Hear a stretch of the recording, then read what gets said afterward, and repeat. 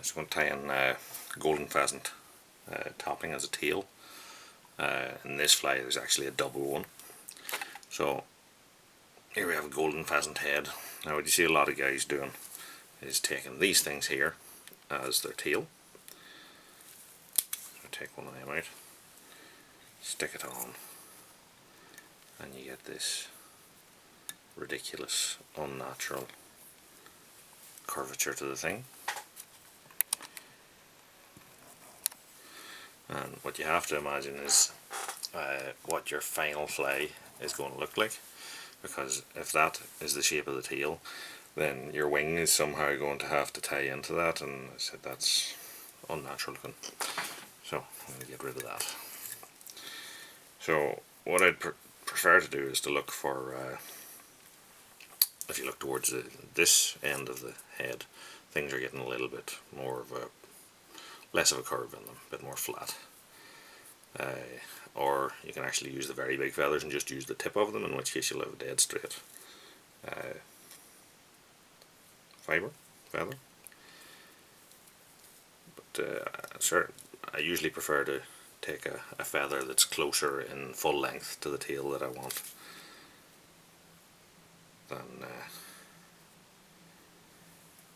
than use part of a large feather. So you can use these sort of smaller feathers here. You see we've pulled them out, they're quite flat. I'm just going to match them up, strip them off there. Now, to tie them in, if you take a little pair of flat nose pliers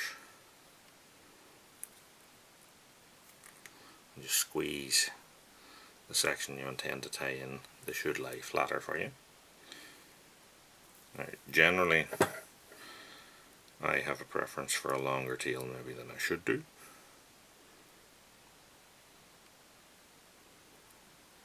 So pay no heed to my proportions, but I'm going to add a bit of wax here onto my thread. I'm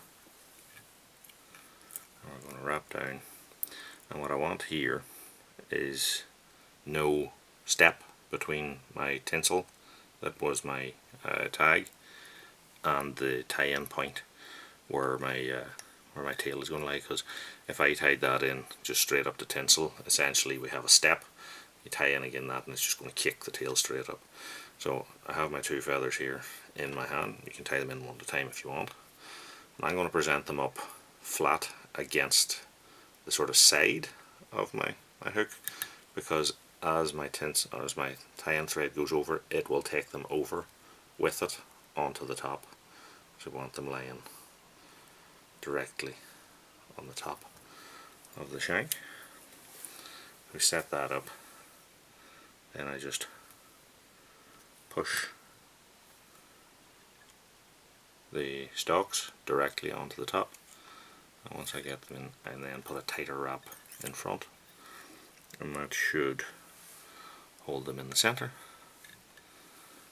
Then usually I don't tie tight up to the back here until all my veilings etc are on it, but this is just a plain double tail, so I can go back to it now instead, because I don't want a lot of bulk there. So if I was adding veilings or something like that, then I'd have tied them in here forward of it, held all together, and then tied back over so that the very last wrap was encompassing all in the one go, and we're not building bulk.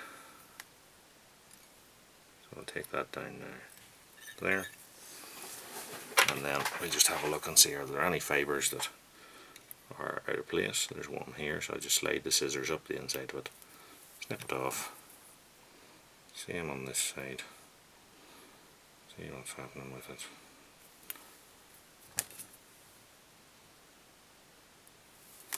Snip that off, and that is a double topping tail in position.